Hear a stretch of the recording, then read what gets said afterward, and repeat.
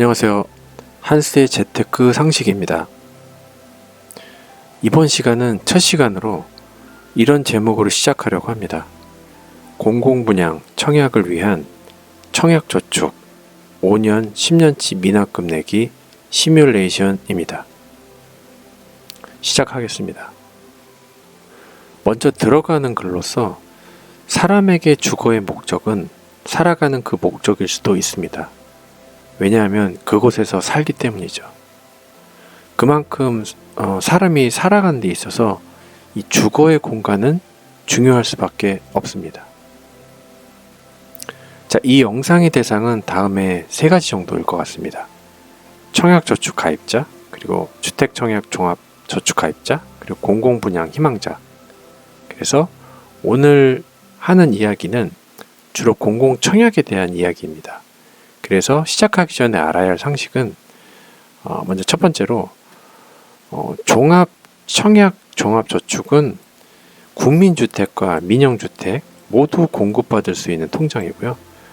과거에 있었던 청약저축, 청약예금, 청약보금은 각각 청약저축은 국민주택용 통장, 이게 이제 청약저축이라고 하는 거죠. 공공청약을 할 수 있는 통장이고, 청약예금은 민영용, 청약부금은 민영 중에서 좀 작은 거. 이렇게 해서 오늘 이야기 드릴 것은 주로 청약저축에 대한 이야기, 그리고 종합저축 중에서 공공청약을 하시는 분들이 대상이 되겠습니다. 그리고 현재 과거에 있었던 이 청약저축, 예금, 부금은 가입 중지된 상태입니다. 그래서 오늘은 청약저축에 대한 이야기이고요. 청약 가점에 대한 이야기는 하지 않습니다. 현재 정부가 이제 3기 신도시 계획을 발표했는데요. 3기 신도시는 이와 같이 여러 서울시를 이제 중심으로 기존의 이제 1기 신도시, 2기 신도시보다 조금 더 서울에서 가까운 쪽에서 많은 지역에서 지금 3기 신도시를 계획을 하고 있고 진행 중에 있습니다. 그래서 많은 분들이 이제 공공청약 물량도 많이 공급이 됨으로써 자기가 가지고 있던 공공청약을 위해서 이제 갖고 있었던 이제 청약저축에 대해서 관심을 많이 갖고 있는데, 저도 그렇지만 많은 분들이 이제 미납 상태로 갖고 있는 분들이 굉장히 많거든요. 그래서 그 부분을 한번 시뮬레이션 해보도록 하겠습니다. 즉 해지하지 말라는 의미죠. 네. 3기 신도시는 인기가 이제 보면 하남, 교산, 그리고 뭐 과천이나 고양, 뭐 남양주 이런 순으로 인기가 있는 것 같습니다. 그래서 3기 신도시는 이제 사전 청약과 이제 본 청약이 있는데 각 지역마다 사전 청약 물량이 조금씩 다른 것 같습니다. 네, 그리고 간단하게 보자면 이제 하남 교산 같은 경우는 이제 공공 분양이 이 정도 7.8%, 그리고 이제 임대는 일단 빼고 말씀드릴게요. 공공 분양이 7.8%, 그리고 민간 분양이 한 40% 정도 되네요. 하지만 고무적인 건 이제 공공 분양 물량이 적지 않다. 그래서 오늘 말씀드릴 부분은 이제 공공 분양 부분입니다. 네, 사실 지난 10년 동안 특히 서울 같은 경우는 공공 분양을 거의 공급을 하지 않았었죠. 그만큼 적체됐었고, 많은 청약저축 가입자들이 지금 15년 이상 된 사람들이 지금 전국적으로 20만 명이 넘어요. 그만큼 공공 분양이 이제 공급이 안 되다 보니까 그러한 수요가 계속 적체되어 있는 상태였었던 것이죠. 그래서 지금 가입자는 늘고 계속 적체되어 있는 것을 해소하기 위해서 이번 3기 신도시 같은 경우는 굉장히 나름대로 많은 공공 분양 물량이 이제 쏟아져 나오고 있어서 청약 통장을 갖고 있는 분들이 관심을 많이 갖고 있는데, 지금 문제는 이제 그 납입을 했었던 분들은 문제가 아닌데 미납된 분들이 골치가 아픈 거죠. 저도 물론 마찬가지였고요. 그래서 공공분양 올 최대 인정금액은 10만 원인데 이제 2만 원부터인데 2만 원을 넣으신 분들은 많지 않겠죠. 저 또한 어릴 때 2만 원을 넣었었는데 정말 무지했었던 때였었던 것 같습니다. 그 공공청약은 기본적으로 저축 총액 얼마나 많은 금액을 넣었느냐가 당첨자를 가리는 1순위가 되기 때문에 2만 원씩 내려고 하면 한 100년은 넣어야 됩니다. 100년. 당연히 10만 원, 맥스치 10만 원씩 청약 통장에다가 매달 납입을 하시는 게 당연한 방법입니다. 네. 그래서 그 부분은 따로 말씀을 안 드릴 거고요. 10만 원이라고 가정을 하겠습니다. 매달.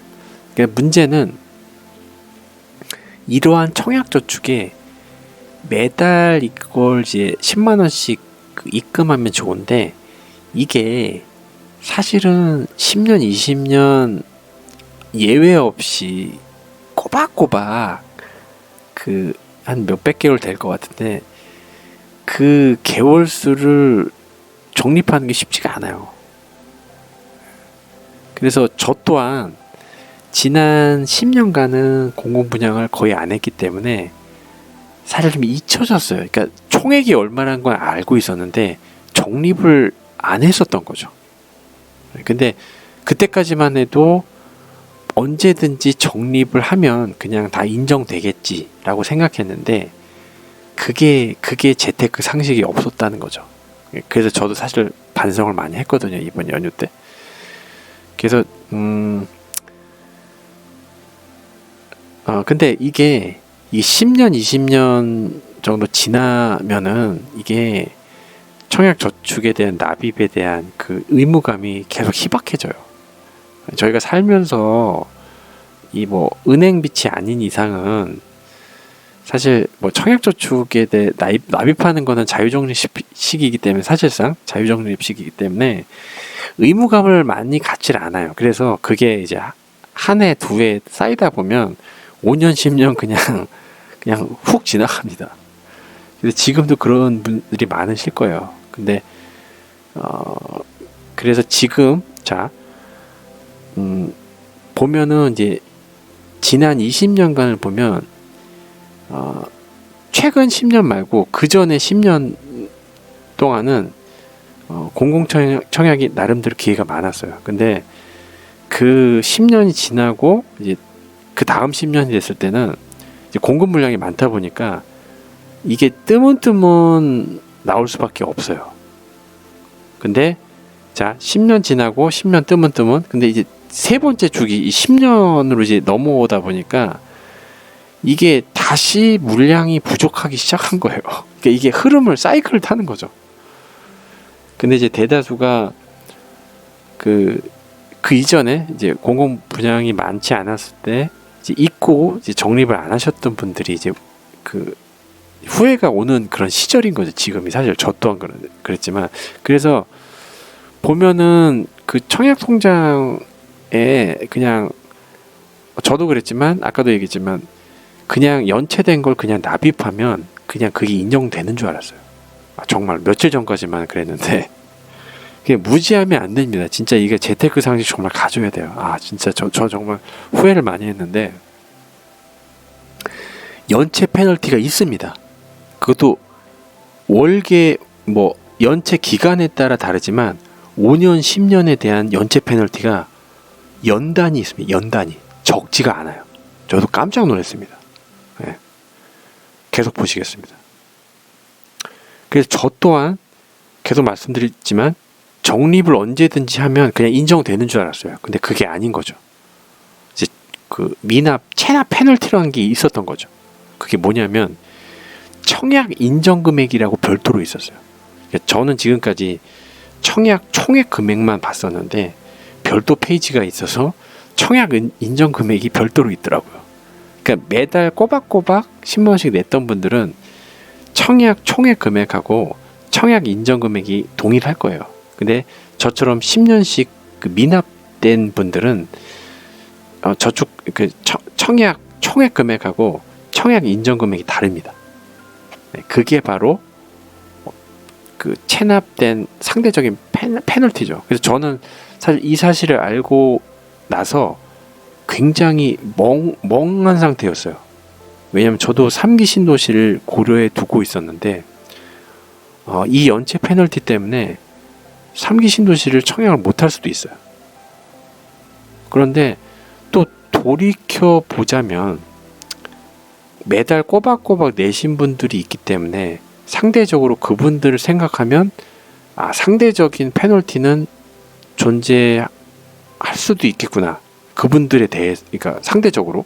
그래서 저는 그분들을 생각했을 때 나중에 인정하게 되더라고요. 그리고 이 청약이란 게 꼭 3기 신도시에 꼭 안 해도 돼요. 왜냐면 갖고 있으면 갖고 있을수록 계속 누적이 돼서 금액이 커지기 때문에 죽기 전에는 반드시 당첨됩니다. 그래서 제가 미납 많이 되고 체납 많이 됐다 그래서 처음에는 조금 굉장히 당황하고 흥분했지만 지금은 좀 많이 나아졌어요. 왜냐하면 언젠가는 그 권리를 행사할 수 있기 때문에 3기 신도시 그냥 지나가도 됩니다. 네. 다른 곳에서 더 좋은 지역 나오면 그때 청약해도 됩니다. 굳이 여건도 안 되는데 사실 이 청약이란 게 청약금도 중요하지만 이제 납부할 수 있는 이제 분양가에 대한 그 금액도 자기가 가지고 있어야 되잖아요. 그걸 빚을 내서 할 수도 있지만 상황이나 여건은 사람마다 다르겠지만 청약에 대해서는 전 그렇게 생각해요. 굳이 무리할 필요가 없다라는 생각이 듭니다. 그래서 저도 청약 인정 금액에 대한 재테크 상식을 알게 됐고요. 근데 이제 저는 계속 말씀드리지만 10년간 이제 연체됐습니다. 근데 제가 과연 이 청약 저축을 포기해야 될까요? 전혀 안 그렇죠. 전혀. 자, 그래서 저도 이번에 처음 안 건데 자, 미납 연체 공식이란 게 있습니다. 이거 참 놀라운 거예요, 이거. 네. 아까 얘기한 대로 매달 꼬박꼬박 내신 분들에 대해서 상대적으로 차별점을 두기 위해서 체납 페널티, 그럼 체납 페널티에 대한 그 연체 공식이 필요한 거죠. 그게 바로 미납 연체 공식이고요. 자, 보시면 회차별 납입 인정일은 이런 공식으로 나옵니다. 자, 약정 납입일 더하기 납입 횟수 분의 연체 총일수 마이너스 빼기 선납 총일수입니다. 저도 처음 해봤을 때 굉장히 복잡했고 계산이 안 됐고 지금도 안 됩니다. 근데 중요한 거는 이 부분만 보시면 돼요. 연체 총일수 빼기 선납 총일수. 자, 이 얘기가 뭘까요? 자, 저도 그렇지만 10년치 여러분들도 해당되는 그 연수에 따라서 미납된 거에 대해서 채워 넣으실 거잖아요. 미납금을 납부하신 다음에 그게 연체 총일수에 대한 금액이죠. 그걸로 끝나는 게 아니라 연체금을 100% 완납하시고 선납금도 맥수로 채워 넣으십시오. 왜냐하면 이 공식에도 나와 있듯이 연체 총일수 빼기 선납 총일수이기 때문에 연체금을 납입하는 걸로 끝나면 이 회차 납입 인정일이 계속 멀어져 있어요. 조금이라도 이 회차 납입 인정일을 조금 땡기려면 선납금을 납부함으로써 선납 총일수를 빼셔야 돼요. 그래서 이따가도 정리해드리겠지만 연체 납입금 100% 입금하시고 여유가 되시면 이왕이면 선납금 가능한 부분에서 100% 내시라고 말씀을 드리고 싶습니다. 자, 그래서 제가 엑셀 시뮬레이션을 이제 곧 공개해 드릴 겁니다. 자, 시나리오는 두 가지예요. 자, 총 20년 거칩니다. 20년 동안에 자, 두 가지 케이스가 있는데 자, 10년 납입 후 그 다음 10년이 미납된 상태를 보여드릴 거고요. 두 번째는 10년 납입 후에 5년 주기로 납입하고 미납된 상태를 보여드릴게요. 그러니까 간단하게 해서 첫 번째는 10년 납입 후에 10년 미납된 상태에서 한번 넣어보는 거고, 두 번째는 같은 조건인데 10년 납입 후에 5년 주기로 미납해서 납입하는 경우를 보여드릴 거예요. 제가 이렇게 보여드리는 거는 이 페널티에 대한 어느 정도 페널티가 있는지를 좀 대충 감을 보기 위해서입니다. 왜냐면 공식만으로 좀 이해하기 어렵거든요.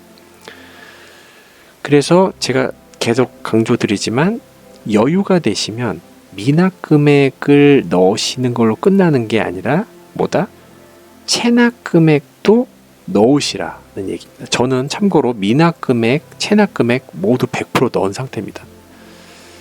왜냐하면 아까 얘기한 대로 공식에서 선납 총일수가 연체 총일수에서 빼집니다. 마이너스 빼기가 돼요.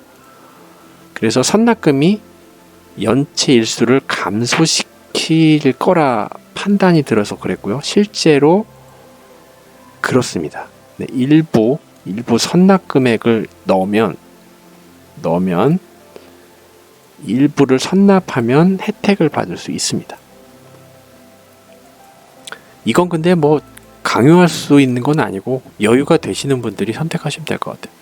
그래서 이것도 좀 다른 게 저는 청약저축이에요. 그래서 선납 금액의 한도가 틀립니다. 그러니까 옛날 거는 60회까지 최장 5년분까지 선납이 가능한데 그 이후에 나온 주택 청약 종합저축은 24회 2년분밖에 안 됩니다. 그런 부분이 좀 다르다는 부분으로 참고하시면 될 것 같고요. 그래서 이제 본격적으로 엑셀로 시뮬레이션 하는 거를 보여드리도록 하겠습니다. 자, 잠시만요. 그래서 먼저 보이시나요? 먼저 10년치부터 제가 10년 미납한 것부터 먼저 보여드릴게요. 자, 아까 설명을 드렸듯이 여기다 써드릴게요. 자, 2001년도에 처음에 통장을 개설하고 2010년까지 거의 꼬박 냈다. 꼬박 매달 적립했다. 이렇게 가정을 하고 보시면 자, 이거 보이시죠? 자, 약정 납입일이 있고요. 그리고 납입 인정일이 있습니다. 아까도 말씀드렸듯이 틀립니다. 그러니까 매달 꼬박꼬박 내신 분들은 약정 납입일과 납입 인정일이 동일한 거예요. 이제 가장 중요한 건 약정 납입일이 아니라 납입 인정일이 가장 중요해요. 왜냐면 이게 실제 청약할 때 인정되는 금액 그 기간이기 때문에 그렇습니다. 그래서 지금 보시면 2001년도부터 시작했어요. 자, 쭉 볼게요. 2001년부터 시작해서 자, 보면은 얼추 약정 납입해야 되는 기간하고 납입 인정이라고 비슷하죠. 그죠? 자, 3년 정도 지나니까 사람의 심리에 따라 이렇게 연체되면서 밀리면서 자, 1년 정도 벌써 밀렸죠. 그러다가 지금 시간이 다 얘기하면 어려우니까 그냥 빠르게 진행할게요. 2008년, 2009년 자, 밀리면서도 그래도 따라가려고 이렇게 한꺼번에 내던 시절이 있습니다. 이렇게 보시면 한꺼번에 냈죠. 2009년도에도 거의 한 1년 반 정도를 그냥 한꺼번에 냈습니다. 자, 그럼에도 불구하고 거의 약정 납입이라고 납입 인정이라고 별 차이가 안 나요. 많아야 5개월 정도 차이? 괜찮습니다. 5개월 정도. 자, 그런데 보세요. 자, 2010년까지는 잘 냈는데, 그죠? 자, 제가 실질적으로 입금한 날이 이거예요. 실제 입금일. 보면은 2010년에서 안 보이시죠? 자, 이렇게 2010년까지는 이제 거의 비슷하게 냈어요. 그래서 연체 10년 이전에도 연체되는데 보세요. 2010년 4월 기준, 2010년 9월 기준 약 한 5개월 정도 연체된 상태예요. 이게 쉽지가 않네요, 진짜. 연체 안 되는 게.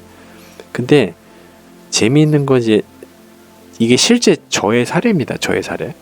자, 2010년 4월 23일에 연체되기 시작했어요. 진짜 장기간 연체되기 시작했어요. 언제까지? 2017년. 근데 2017년도 7년 만에 낸 건데 7년 만에 내고도 다시 2020년까지 그러니까 3년 동안 3번 낸 거예요. 그러니까 어떻게 보면 2010년에서 2020년까지 거의 미납 상태인 거예요. 미납 상태. 왜냐하면 아까도 말씀드렸듯이 당장 청약 가서 납부할 돈도 없었을 뿐더러 굳이 매월 10만 원씩 낼 상황이나 여건이 안 됐었던 거야. 그러니까 금액이 작아서 그런 게 아니라 마음의 여건이 그렇다는 거예요. 왜냐하면 공공 분양이 안 나오잖아요. 그리고 계획도 없었고 그렇기 때문에 방치해뒀었던 거죠. 그래서 각설하고 보시면 그래서 제가 그러니까 이 납부 페널티가 있는지도 모르고 제가 한동안 한 2년 정도는 미납된 걸 내지도 않고 그냥 10만 원씩 냈어요. 그냥 진짜 무식한 거죠. 그래서 이대로는 안 되겠다 그래서 100만 원씩 한번 넣고 며칠 전이죠. 2021년 1월 1일부터 이게 찾아보니까 이게 미납 페널티라는 걸 그때 안 거죠. 그래서 다시 정리를 하면 2012년부터 2021년 1월 달 것까지 미납된 거를 한 방에 냈습니다. 한 방에. 미납된 걸 한 방에 냈어요. 한 방에. 그러니까 이제 제가 보여드릴게요. 몇 개월 연체 페널티가 있는지 한번 보여드릴게요. 제가 조금 저는 이제 옛날 청약 저축이다 보니까 요즘 24개월 제한이 아니라 60개월이라서 이게 실질적으로 60개월이 적용돼서 다음 회차에 반영이 된지는 제가 다음번에 은행을 통해서 제가 조회를 할 거예요. 그런데 저는 아까 말씀드렸듯이 미납 금액을 다 내고 선납 금액도 60개월 다 냈어요. 왜냐면 조금이라도 줄이기 위해서. 그래서 그게 이제 반영된 엑셀이라고 얘기할 수도 있어요. 지금 이게. 그래서 보시면은 자, 제가 2010년도에서 멈추고 2020년, 그러니까 10년 동안에 거의 안 냈다 그랬죠. 자, 그럼 이제부터 보겠습니다. 자, 이게 2012년이죠. 자, 13년, 14년, 지금 보이시죠? 네, 15년. 자, 쭉쭉쭉 보겠습니다. 이거 지우고요. 지우고 쭉쭉 보겠습니다. 자, 쭉쭉 봐서 자, 지금 오늘 날짜로 보겠습니다. 오늘 날짜. 자, 이게 실질적으로 이제 은행에서 시뮬레이션에서 이제 나온 그 결과하고 이 엑셀 시트에 있는 그 회차하고 동일합니다. 네. 결국은 이 공식이 은행에 있는 그들의 전산 시스템에 그 계산되는 그 룰하고 동일하다는 거죠. 자, 보시면은 제가 10년 미납했습니다. 자, 233회예요. 21년 1월 18일 기준으로 저는 그러니까 지금의 금액을 인정받으려면 이게 헷갈릴 수도 있어요. 납입 인정일이 2024년 2월 6일이 제가 실제 오늘 날짜로 밀리지 않고 냈을 때 금액을 받을 수가 있는 거예요. 그러니까 보시면은 어때요? 3년이 밀렸습니다. 그러니까 다시 말해서 제가 결국 이 말을 하기 위해서 이 영상을 만든 거거든요. 그러니까 10년 공공청약을 위한 청약저축을 10년 미납하게 되면 약간의 오차는 있겠지만 연체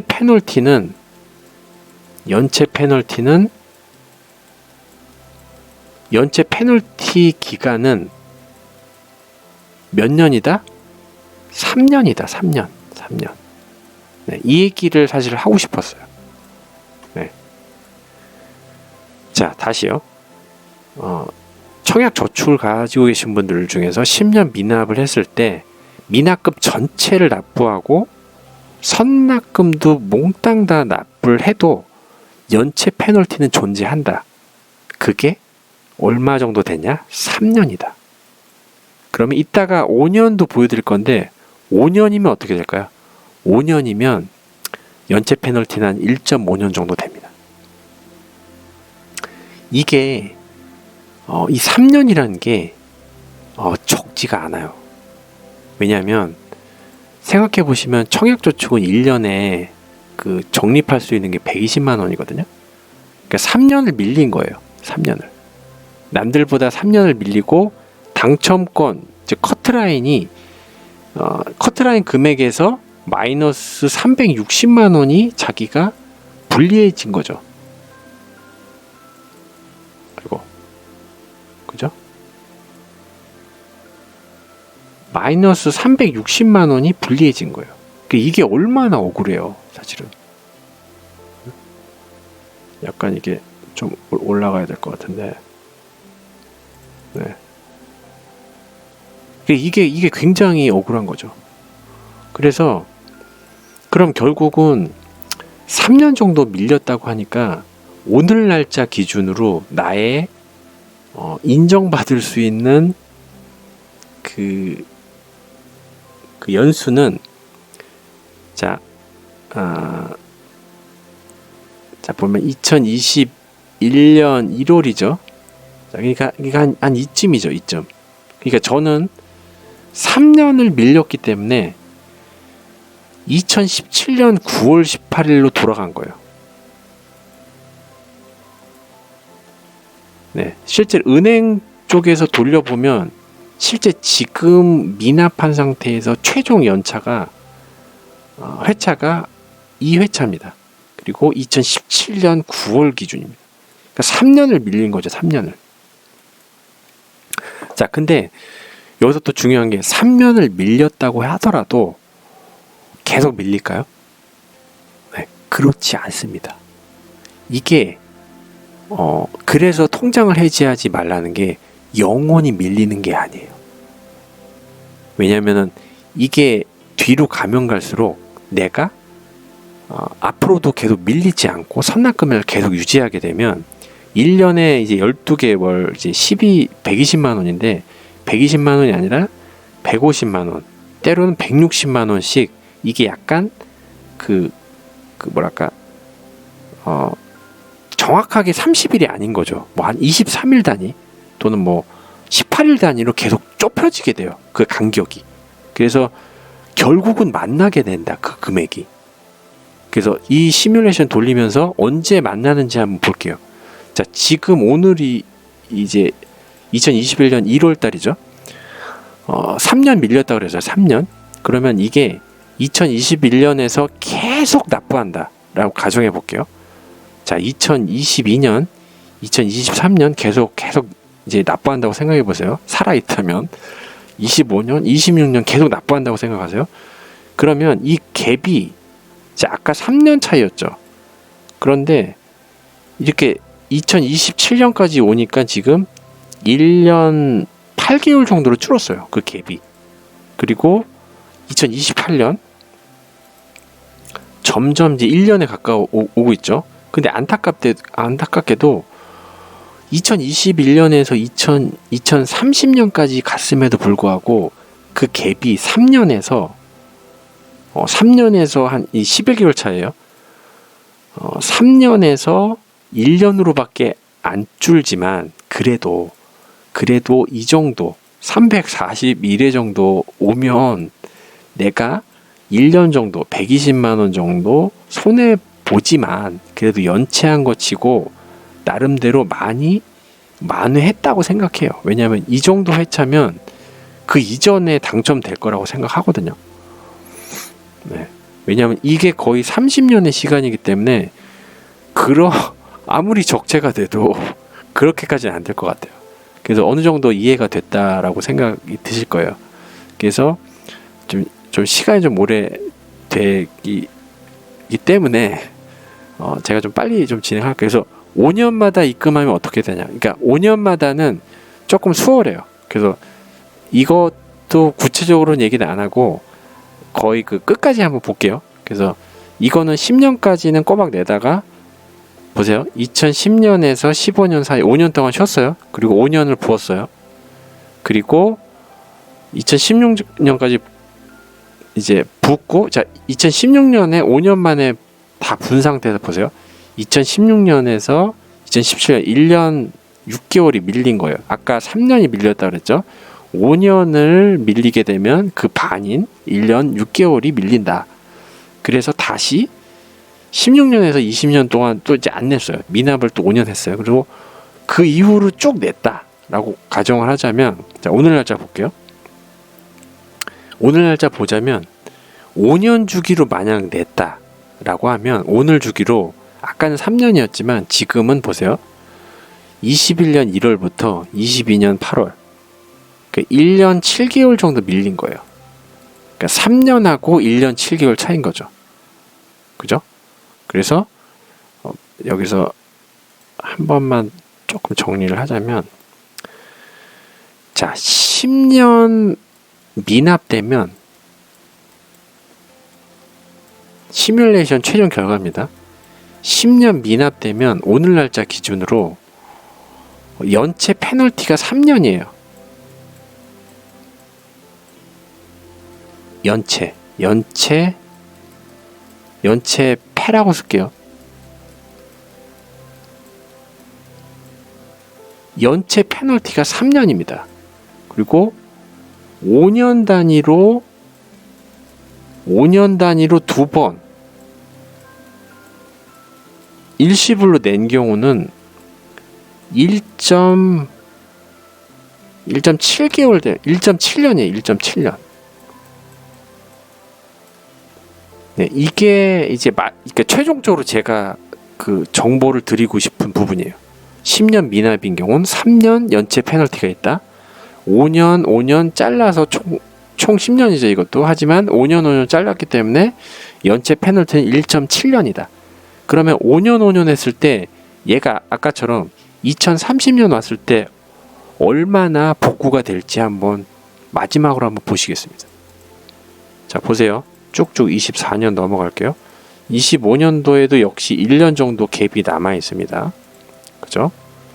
25년도에도 계속 1년 정도 갭이 있어요. 자, 쭉쭉 보겠습니다. 시간 관계상. 그래서 최종적으로 2030년 가보면 2030년 필요 없고 한 2029년 정도 되면, 자 2029년 정도 되면 만납니다. 그 금액이. 그러니까 연체 페널티가 사라지는 거예요. 29년도에. 네. 그래서 지금 21년이니까 8년 걸리는 거죠. 그래서 5년 한 경우 연체가 1.7년이지만 그걸 복구하기 위해서는 8년 정도가 걸린다. 그러면 아까 돌아와서 10년 미납한 경우는 8년보다 좀 길겠죠. 뭐 12년 정도. 근데 대부분 그 이전에 아마 당첨권에 오실 거예요. 보통 한 2,500만 원 정도 되면 당첨권이거든요, 사실. 그래서 뭐 3천만 원으로 당첨되나 2,500만 원으로 당첨되나 어쨌거나 당첨권이기 때문에 그 정도에서 당첨이 될 거라고 생각합니다. 그래서 굳이 페널티는 안 좋은 거지만 그렇다고 해서 그거를 통장을 포기할 필요는 없다라는 얘기를 마지막으로 드리고 싶습니다. 그래서 저도 성공적인 청약을 할 때까지 이 채널 유지할 거고 재테크 관련돼서 상식을 계속 공유를 드리도록 하겠습니다. 그래서 공공청약, 특히 청약 중에서 공공청약은 일생에 딱 한 번 청약의 기회가 있는 것이기 때문에 무리를 해서 청약하는 것보다는 자신의 돈으로 여유 있는 순리대로 청약하는 것이 현명할 것 같습니다. 네. 그래서 여기까지 말씀드리겠습니다. 감사합니다.